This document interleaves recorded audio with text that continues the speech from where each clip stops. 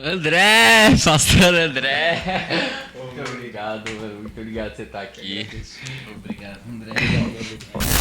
Cara, eu te chamo como? De Dé, pastor André, Andrezinho. Você que manda.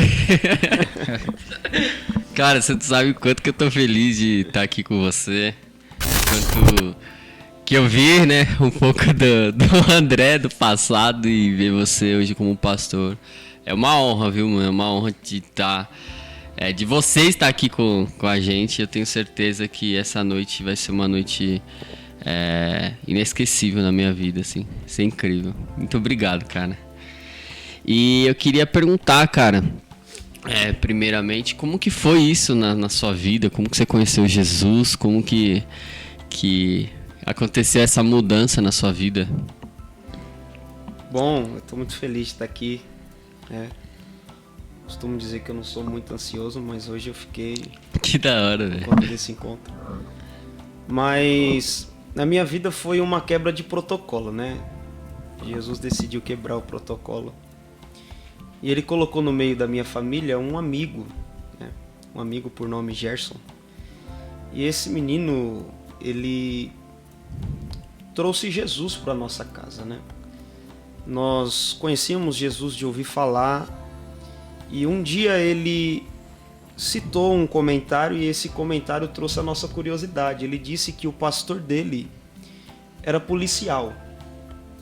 E a gente, por falta de conhecimento na época, perguntamos, mas esse pastor que é polícia, ele pastoreia, mas ele também mata? Essa foi a nossa curiosidade. E ele disse, vamos conhecer ele. O fato da gente conhecer o pastor, a gente conheceu Jesus. Nossa. Né? A palavra de Jesus foi ministrada aos nossos corações. Isso eu tinha por volta de 15, 16, 17 anos, mais ou menos. E ali foi onde Deus marcou um encontro com ele, e a partir desse rapaz, né, foi através de uma fala, um comentário dele totalmente contrário do que a gente imaginava, e a gente foi na curiosidade de conhecer o pastor. E acabamos conhecendo o bom pastor. Que lindo. Né? E foi você e sua família ou só você?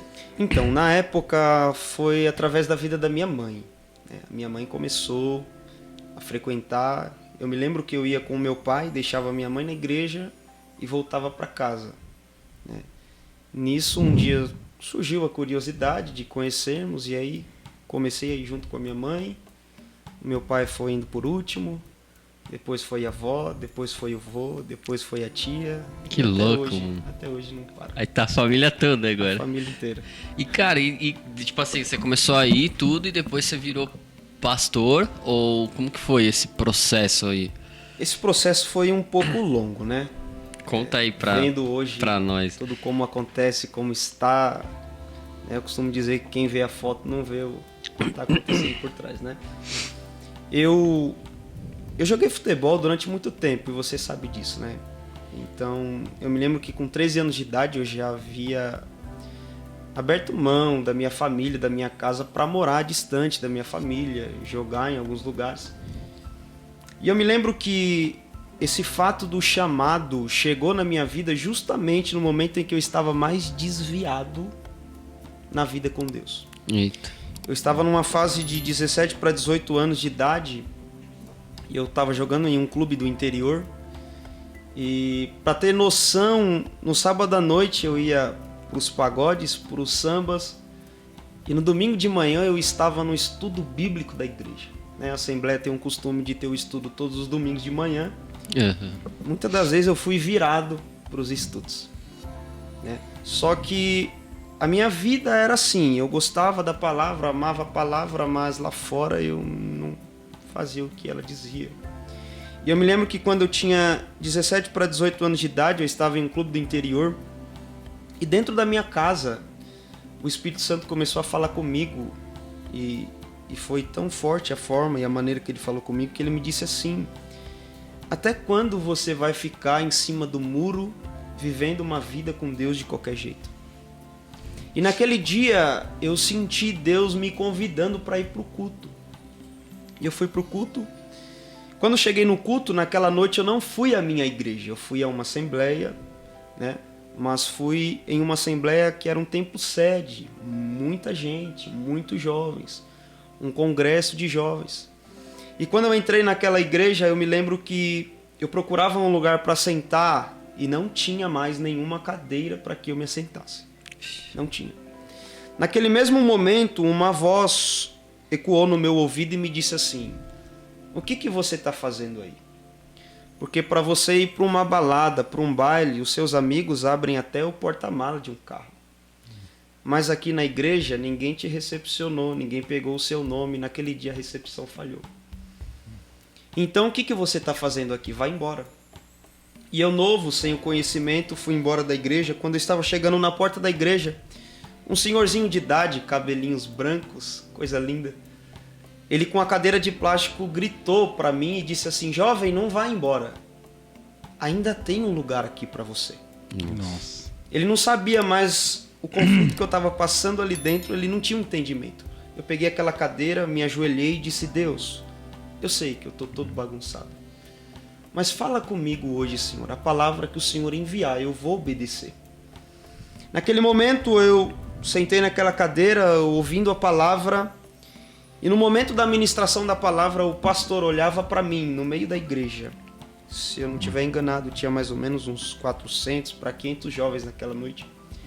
Ele apontava para mim no meio da igreja e me dizia assim: jovem, a sua vida é maior que 4 linhas de um campo de futebol. Nossa. E hoje Deus está arrancando a chuteira dos teus pés e colocando a palavra no teu coração. E você não vai ficar parado na sua igreja. Você vai levar a palavra de Deus por onde você passar. Naquela noite eu voltei para casa convicto, dizendo: não quero mais ser jogador. Eu quero pregar a palavra de Deus. E para minha surpresa, os meus pais disseram: você mal sabe ler.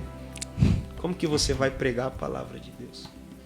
Eu tive essa parte difícil na vida dos pais não entenderem no momento. Hoje eles dormem em paz, tranquilos.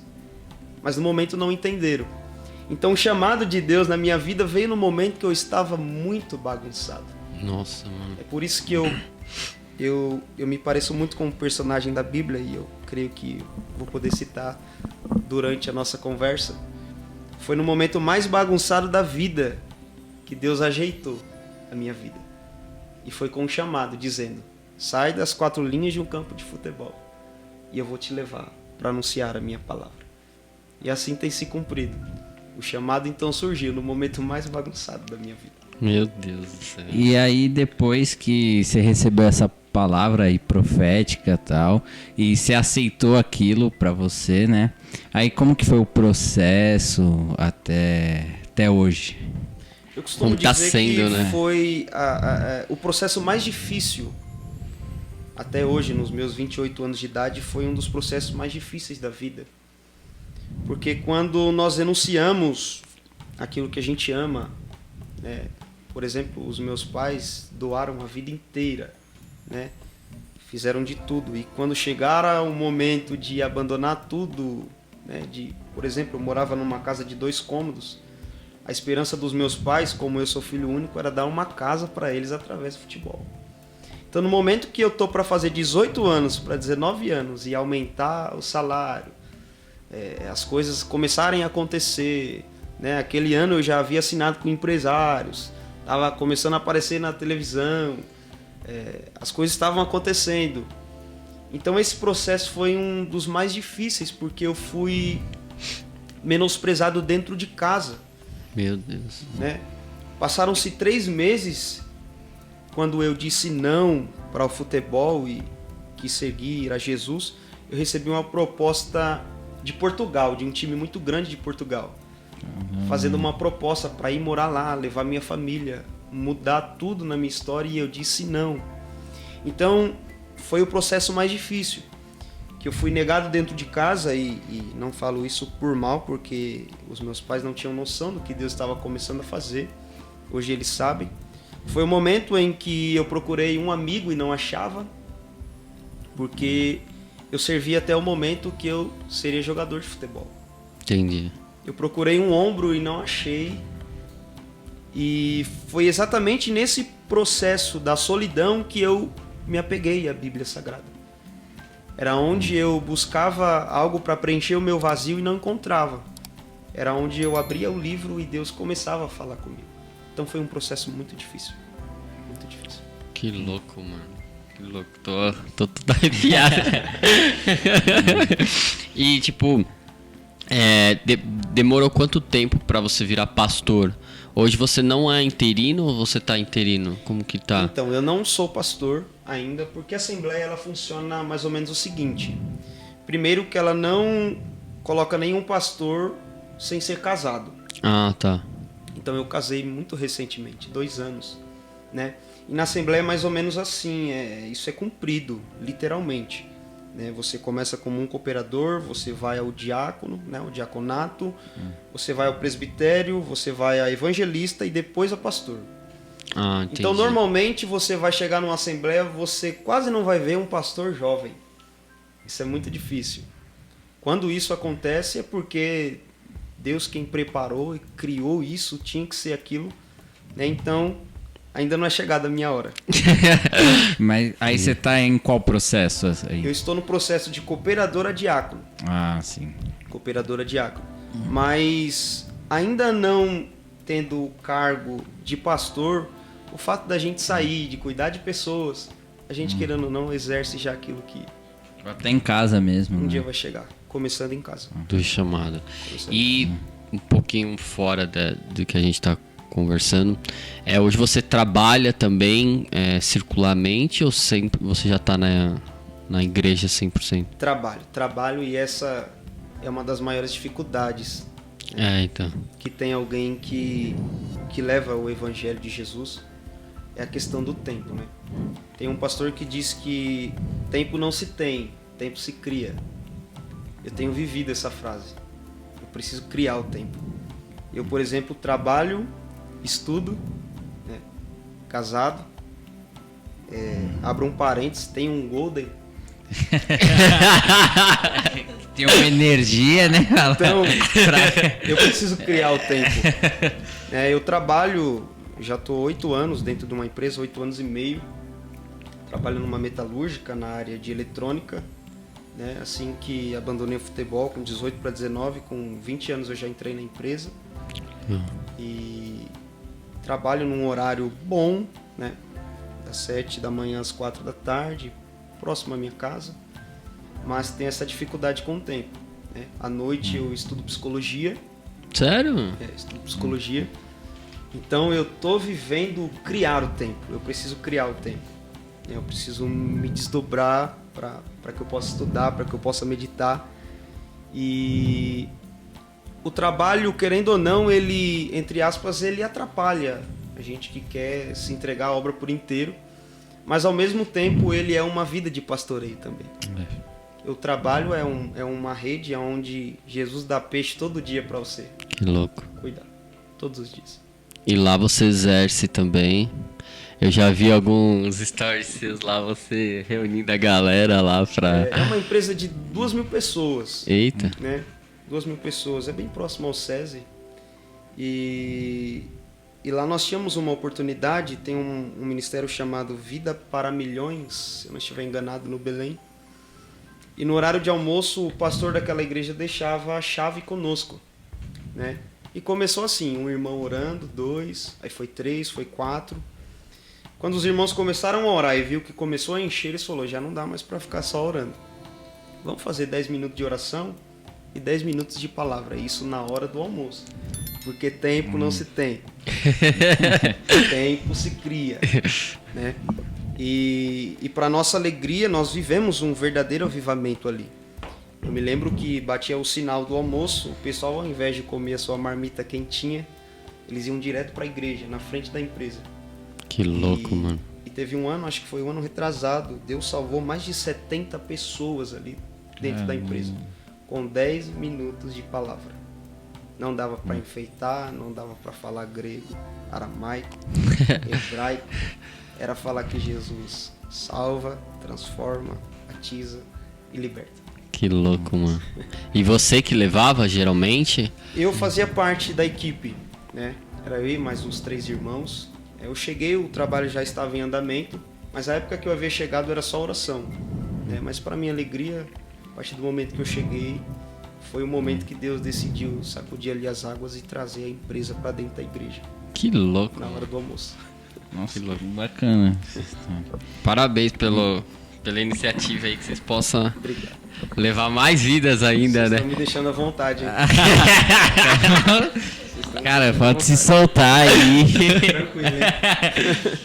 Cara, agora mudando um pouquinho de assunto, falando um pouco das suas experiências como jovem, como adolescente, e agora com o conhecimento que você tem da palavra, quais as dicas que você daria para um jovem que ainda não conheceu a Deus, só conheceu de ouvir falar, por exemplo? O que você diria para esse jovem hoje? Eu costumo dizer que tem um versículo na Bíblia que diz que o céu ele é tomado à força, né? O texto, quando está dizendo isso, ele quer dizer que algo precisa também vir de nós. O que as pessoas às vezes cometem um erro é esperar muito de Jesus sem antes tomar alguma decisão. Quando o apóstolo Pedro, se eu não estiver enganado, a segunda carta de Pedro, ele diz: lançai sobre ele toda a vossa ansiedade. O que Pedro está dizendo assim, a gente só tem uma dificuldade: lançar sobre ele. Uhum. Só lançar. Então o conselho que eu daria para um jovem, para um adolescente, é dar esse primeiro passo de conhecer, de permitir com que Jesus fale, com que você possa ouvir a palavra de Jesus, porque o que às vezes falta em nós, a parte da adolescência, porque hoje a gente falando isso com maturidade é uma coisa, mas na adolescência a gente quer ouvir Jesus, mas a gente quer ouvir Jesus só um pouco, né? Quer ouvir Jesus só de longe. Tem muitas coisas mais interessantes do que Jesus na adolescência, na juventude, no nosso pensamento. Então, essa porta da oportunidade, né? De a gente estar dentro do nosso quarto da vida, e abrir a porta e falar: Jesus, entra aqui, deixa ele à vontade, né? Fala alguma coisa para mim. Quero saber o que o Senhor tem a falar, quem é o Senhor, o que você tem para me apresentar, né? Entendi. Quais são os lucros, quais são as dificuldades que eu vou passar. Então falta esse primeiro passo. Entendi. Esse é o conselho que eu dou. Abra a porta do quarto da vida e dê a oportunidade. Cara, deixa eu te perguntar, e qual foram a maior dificuldade assim que você encontrou nessa trajetória de que você tinha antes uma vida, aí converteu, e aí logo depois da conversão, assim? Já cristão, né? Já cristão, mas ainda ainda sendo humano, né? Então a gente acaba ainda tendo algumas dificuldades. Dá tempo aí de falar a lista? Ixi, fica à vontade. E já emendando, e aí, já pra continuar, aí quais foram as alegrias que você viu também? Primeira dificuldade. Primeira dificuldade, né? Vamos nas dificuldades aí. A Bíblia fala que a nossa luta não é contra a carne nem contra o sangue, né? É contra principados, potestades. Então a maior dificuldade que eu tive foram as batalhas espirituais. As guerras espirituais. Mas você diz como assim? Aquelas que a gente não vê, mas sente. Já sentiu um calafrio sozinho, sem ninguém por perto? Essa é uma guerra espiritual que a gente não vê. Não vou exagerar aqui, mas a gente não vê o demônio. Mas a gente sente que ele está ali. Sim. Querendo trazer de volta o passado, né? Essa foi uma das primeiras dificuldades, a guerra espiritual. A todo tempo acontece, né? Já vai fazer mais de 10 anos que eu abandonei e ela ainda fala no meu ouvido, né? Hoje ela não diz mais volta porque não dá mais tempo, né? Mas ela diz: vai para aquele ambiente, lá é muito bom. Essa foi uma das primeiras dificuldades. E outra foi essa que você disse, né? A gente como ser humano, como carne, você saber que, por exemplo, quando eu olho a televisão e vejo amigos que dormiram no meu quarto ganhando uma Copa Libertadores, jogando o Mundial de Clubes, indo para a seleção brasileira. Essas são uma das dificuldades que quando a gente olha, não por um olhar de inveja, mas de pensar, era para que eu estivesse lá. Então o desejo carnal, Por exemplo, quando eu acordo 5 horas da manhã para trabalhar. Então aí. Quando vem dia 5 também, né? Dia 5, dia 20, né? Aí você fala, cadê o resto? Essa é a dificuldade. Essa é a dificuldade de querer voltar ao passado, né? De ver que poderia ser algo conforme a nossa carne, a nossa mente, e não é. Então, leva os dois como batalha espiritual e essa de volta à tona aí. Entendi. E As alegrias, As experiências. As alegrias. Eu nunca dormi tão bem depois que eu entreguei minha vida a Jesus. Que louco. Nunca. Na verdade, eu sempre tive dificuldade de dormir, né? De descansar. E depois que eu entreguei a minha vida a Jesus, essa paz que excede o entendimento, hoje eu conheço ela de perto. A paz que excede o entendimento. E a alegria, eu resumo aqui, né? Você disse as alegrias, uma delas é a paz, mas a alegria que eu digo é levar esse amor para quem precisa. Eu não tenho prazer maior na vida do que falar de Jesus. Tanto que um defeito que eu tenho é ultrapassar os limites quando se fala de Deus. Eu esqueço o ambiente, esqueço com quem eu tô, esqueço o lugar que eu tô pisando, esqueço a hora que é. Então, a maior alegria é falar aquilo que eu sinto, que eu vivo, para alguém que precisa sentir isso, né? E a alegria maior de saber que isso tudo vai passar e eu vou morar no céu. Essa não tem preço, compara, né, velho? Essa não se compara. Essa não se compara. Que louco, Dé. Obrigado. E eu queria perguntar... Peraí, pensa aí, vai. Não vai no peito, não. Mas, com as suas experiências que você já teve agora, qual foi a que mais marcou você, assim, em relação à vida cristã, assim? Desde um milagre visto, assim, com você, ou alguma experiência. Fala aí pra gente algumas experiências que você já viveu. Duas me marcaram muito. A primeira é Jesus ter mudado o meu lar, né?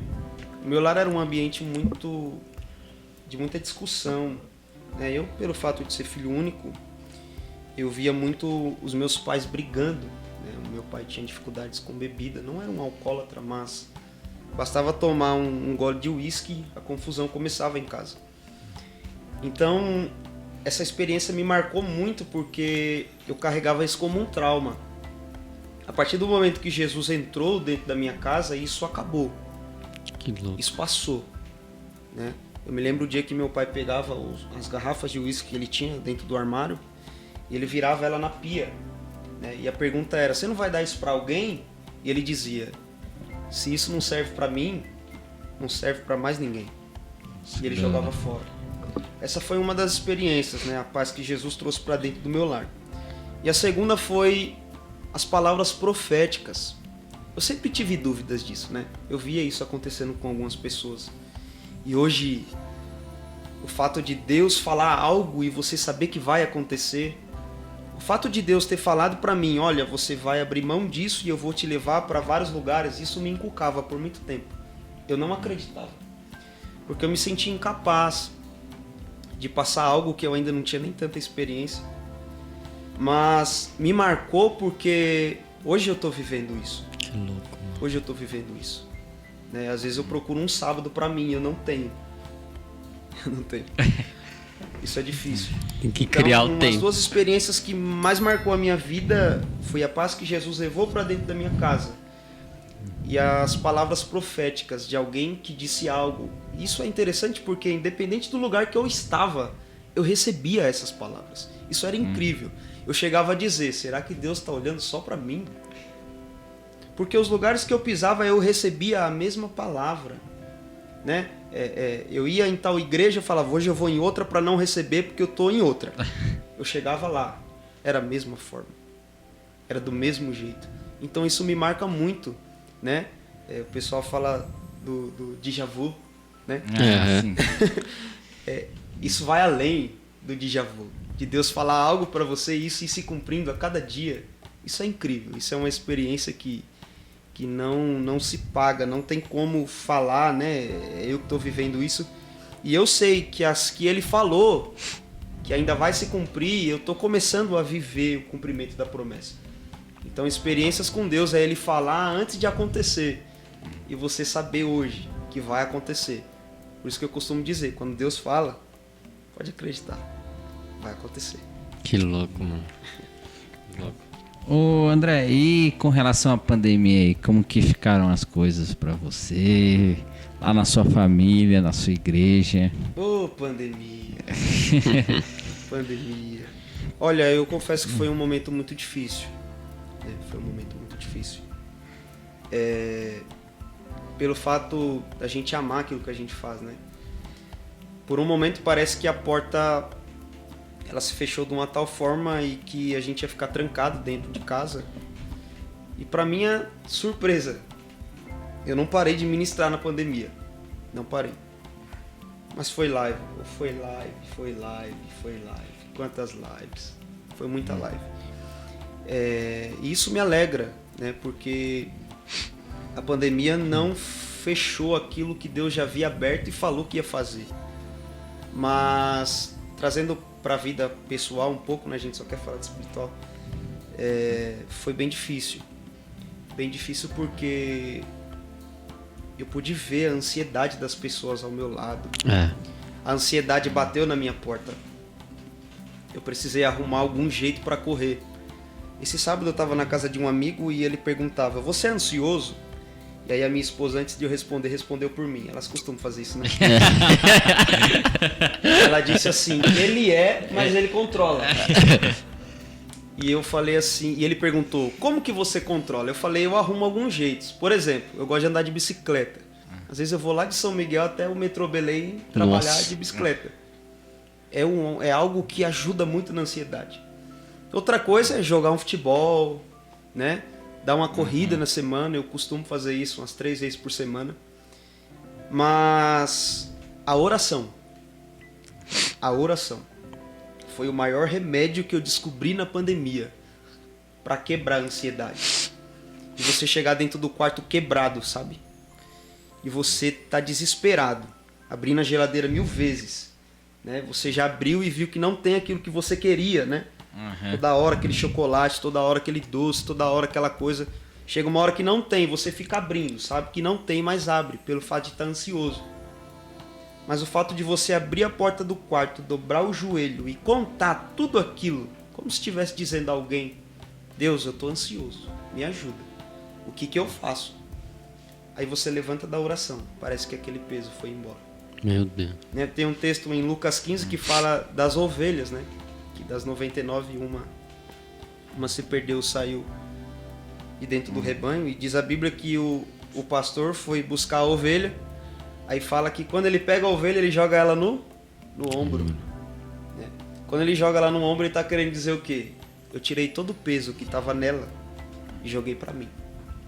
Jesus dizendo isso. Então a oração e o fato da ansiedade que eu encontrei na pandemia como uma dificuldade, eu fui aquela ovelha que estava lá desesperado. E Jesus foi, pegava o peso que eu entregava a ele nas orações e eu saía leve. Né? O jugo, o fardo que estava pesado me deixava leve. Essa foi uma dificuldade que eu encontrei na pandemia. A famosa ansiedade. Que louco. E agora, se Deus quiser, tá terminando, né, já.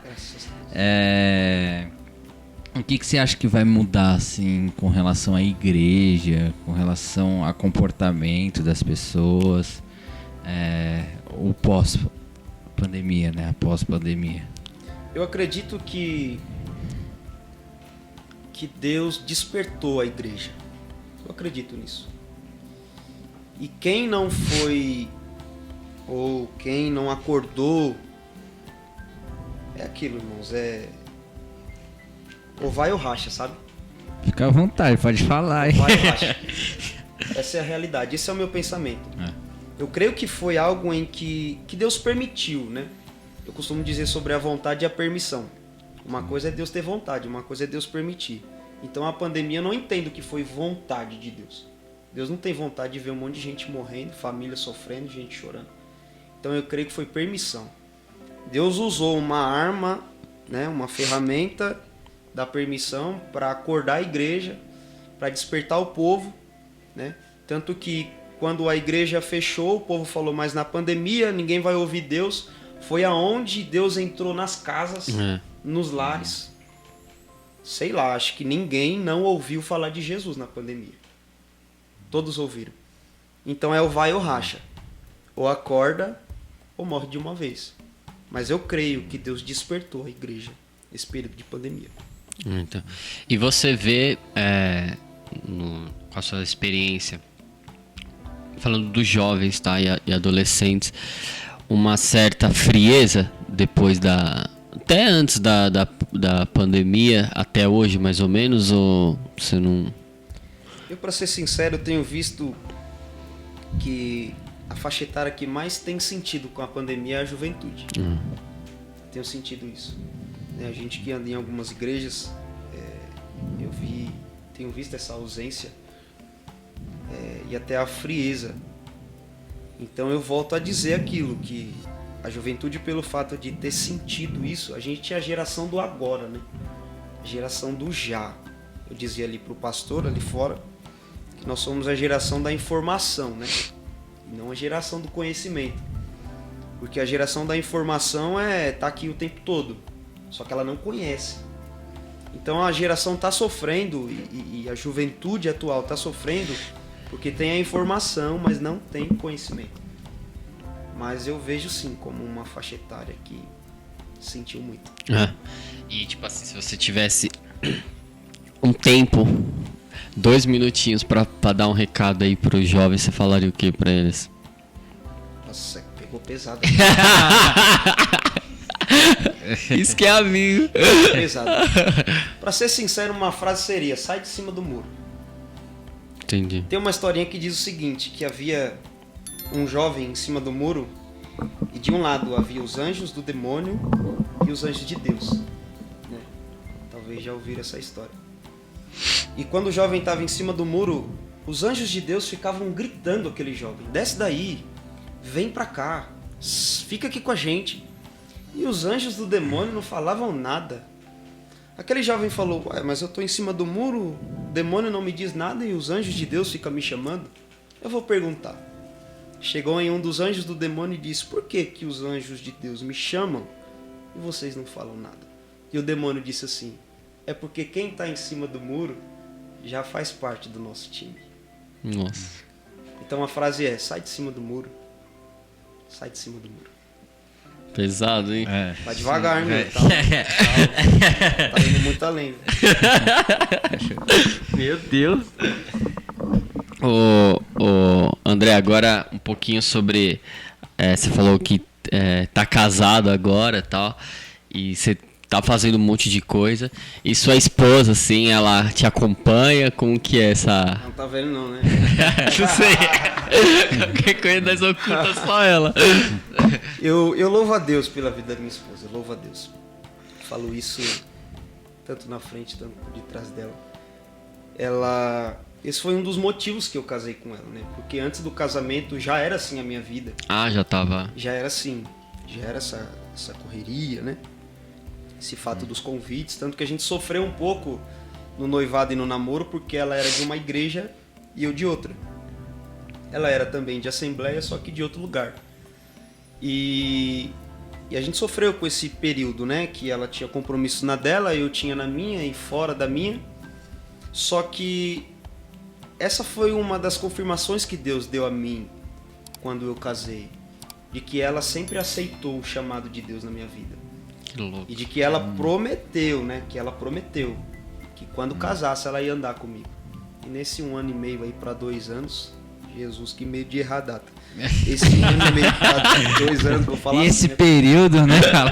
Ela tem me ajudado muito, né? Anda comigo, tá comigo, só não vai quando não tá bem, né? Então, ela aceita e ela faz parte também, ela louva a Deus, então, aonde eu tô ministrando, ela tá louvando. Que louco, mano. E isso pra mim é uma das alegrias. Aí, Mais uma aí, viu? Bom lembrar. É bom ela vir aqui também, né? Sim, sim. Louvar aqui com jovens. Fala aí, Pedrão. Chama ela pra vir num culto. É. A gente faz aí um culto com pregação aí do pastor André e como que é o nome da? Joyce. E o louvor da Joyce aí. Show. E, Odé, algo que eu percebi depois que, quando de fato eu conhecia Deus, conhecia Jesus, foi em relação à família. Foi em relação a dar valor realmente para a família, a ter a minha família, ser representante do reino. E eu percebo que hoje a família vem sido um pouco distorcida. Até mesmo os rapazes, eles não querem mais casar. A galera tá se juntando, se der certo, Deus, se não der, cada um vai pro seu canto.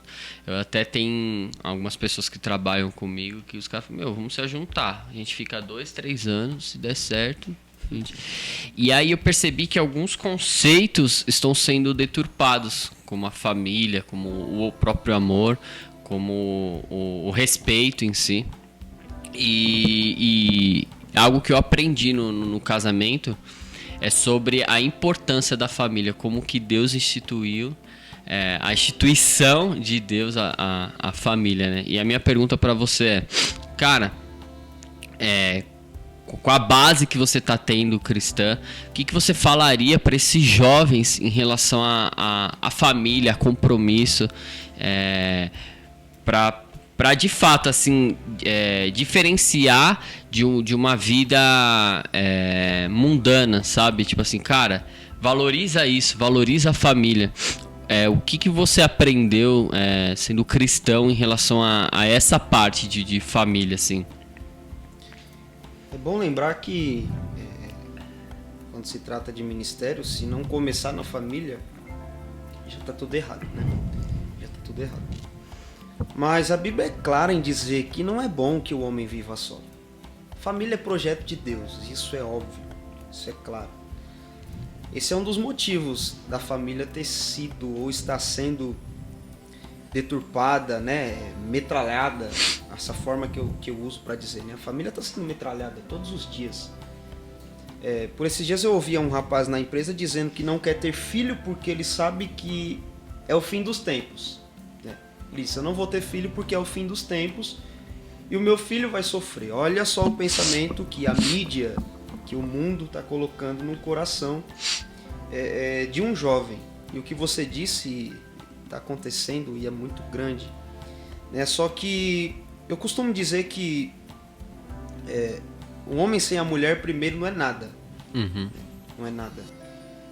Eu ouvi uma frase uma certa feita e eu gravei isso, de que o homem é a cabeça e a mulher é a coroa. Calma aí, vou explicar, tá? A gente chegou no ponto que as mulheres não gostam mais de ouvir que o homem é o cabeça, tá? Mas eu vou explicar. Primeiro, o homem é a cabeça e a mulher a coroa pelo fato do que uma cabeça sem uma coroa não tem honra. Já começa aí. Um rei sem coroa não tem honra. Um homem sem uma mulher não tem honra. Agora, uma coroa sem uma cabeça fica pendurada. Pega pó, fica guardada. Então, o homem é a cabeça, a mulher é a coroa. A cabeça sem a coroa não tem honra. E a coroa sem a cabeça fica pendurada. Então, família é projeto de Deus. E levando isso até para a vida fora da vida espiritual. Eu sei que família é algo espiritual, é projeto de Deus. Mas hoje você não precisa conhecer Jesus para saber o que é família. Porque esse sentimento ele já é incluso dentro de nós. Nós já nascemos com isso. Nós já nascemos. Eu estou sentindo agora um pouco esse fato de pai para filho, né? Tem 2 meses que a minha esposa está grávida, mas eu já sinto aquele amor. Por quê? Já está dentro de nós. Já vem dentro de nós. Já nascemos com isso.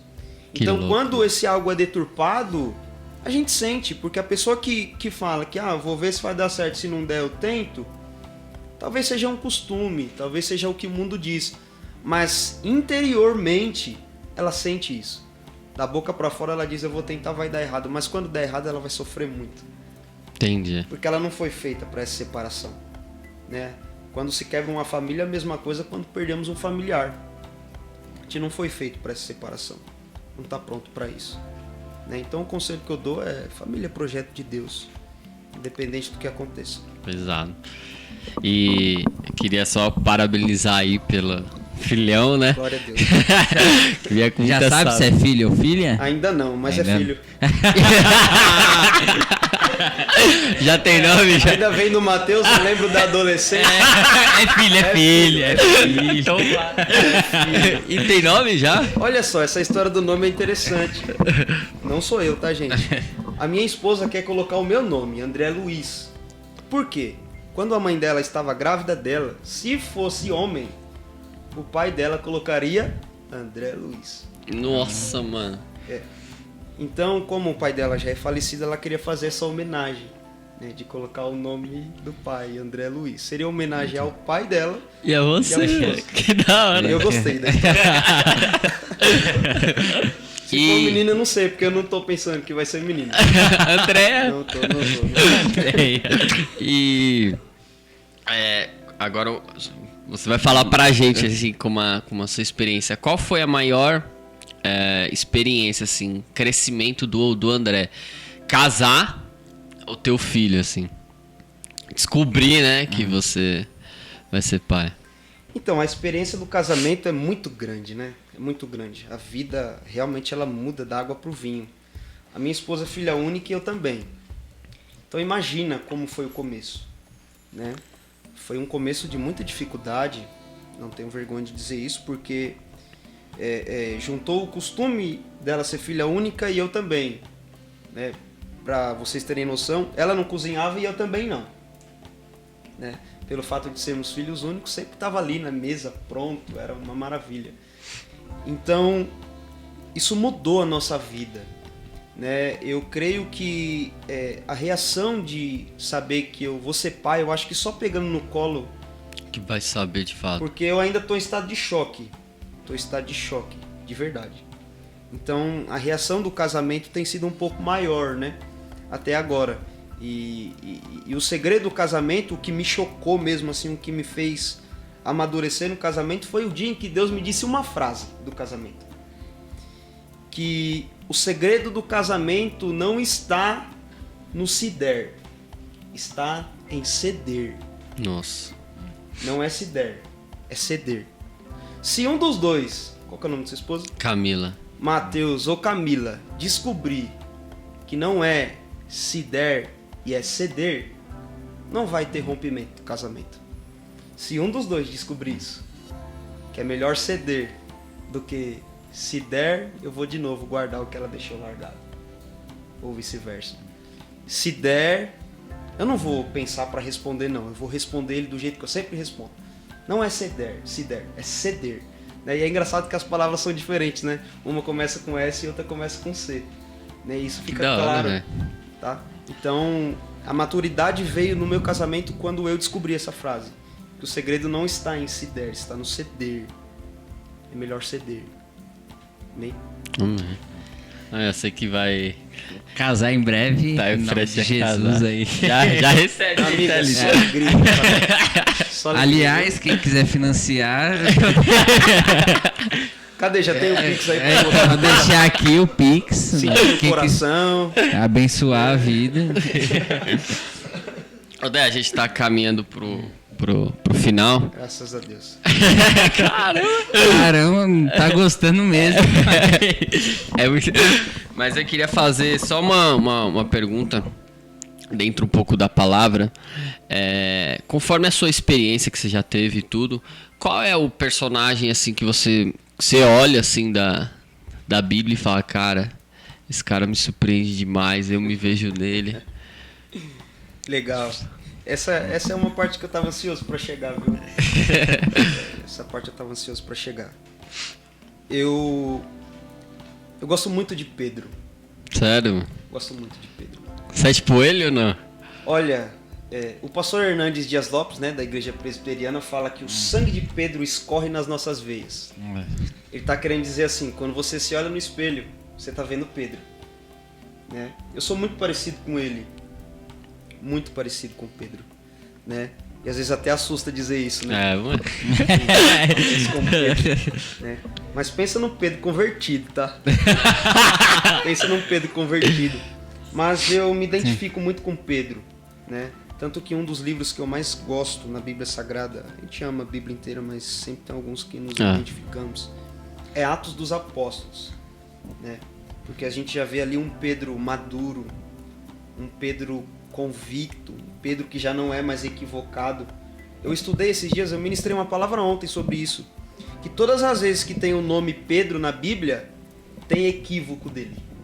Todas as vezes. Só não tem a partir de Atos dos Apóstolos, tá? Aham.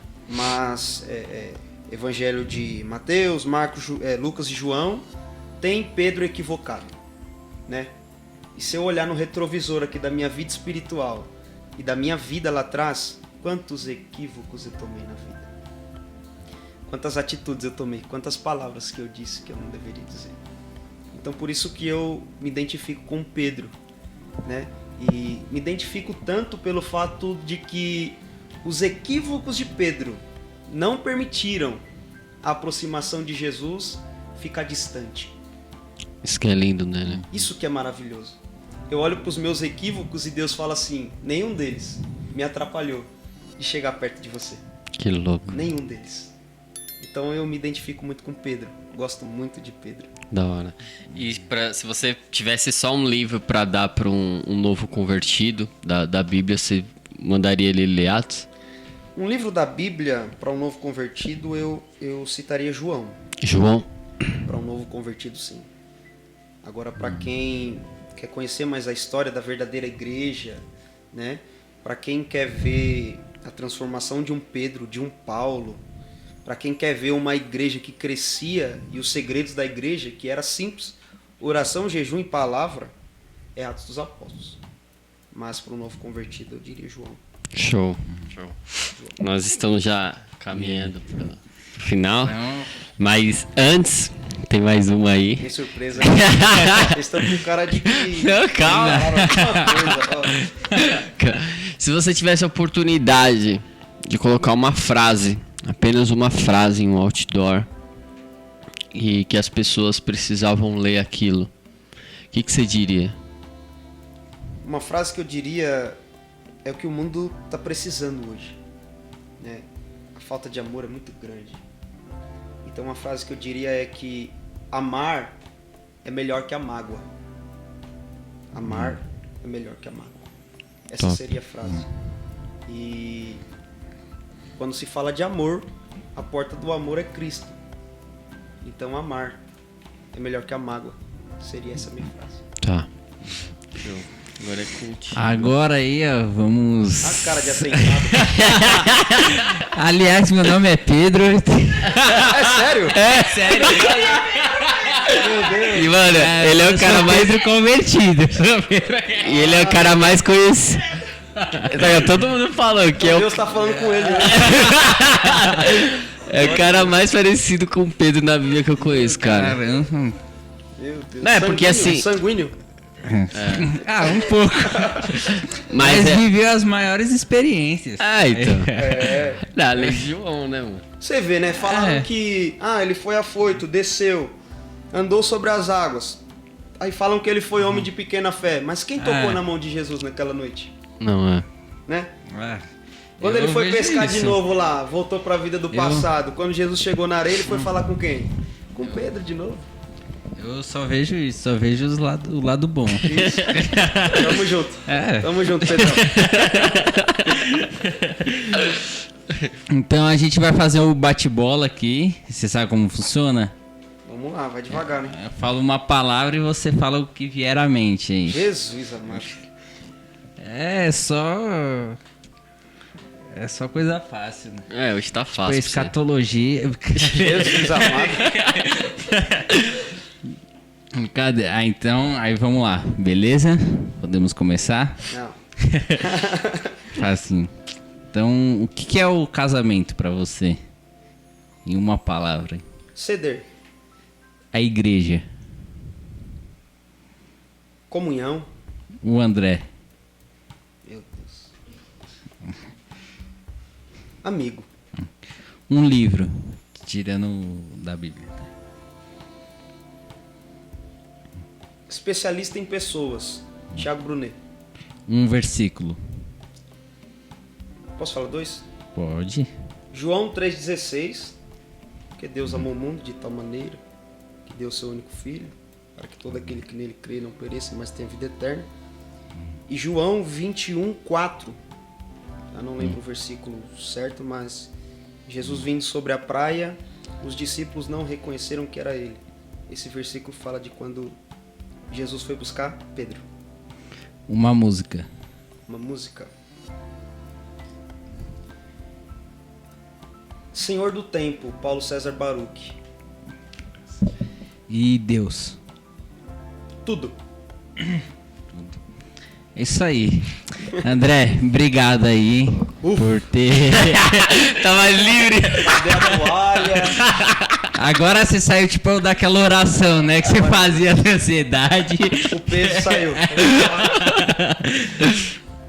Você tem alguma coisa pra falar? Não, eu só tenho que te agradecer pela sua presença aqui com a gente, mas que Deus continue te usando ainda mais. Sei que é só o começo do que Ele tem na sua vida. A gente vê muito Jesus em você. E que você nunca perca, cara, essa essência. Que você consiga levar Jesus para muitas pessoas. A gente sabe que muitas pessoas estão precisando, cara, de Jesus. E ainda bem que nós encontramos uma cópia aqui. Então, cara, leva o amor. Não perca, não deixa que nada venha roubar isso de você. Conte com a gente.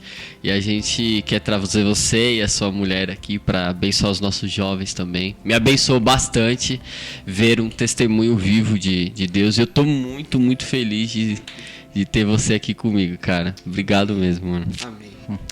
Cara, também tenho muito a agradecer. Creio que essa conversa foi edificante. Pelo menos pra mim foi. Creio que também foi pra você que tá nos assistindo, nos ouvindo. E eu queria te falar, deixa suas redes sociais aí, onde que o povo encontra um pouco Você mais tem das... canal, uma coisa? Meu Instagram é @AndrezinhoLuiz, tá? Agora eu não lembro se é com 2 O ou com 2 U no Luiz. Boa, hein? Andrezinho Luiz. Mas tá? a gente coloca aqui, né? Isso, É. coloca lá embaixo lá. Facebook é André Luiz. A YouTube ainda não uso muito não, mas Facebook e Instagram é o que eu mais uso aí. Tá. Beleza. Obrigado, André. Obrigado, meu amigo. Obrigado. Obrigado a você que acompanhou a gente até aqui. Deixe o seu comentário, o seu curtir e compartilhe essa palavra. Fica com Deus. Deus abençoe.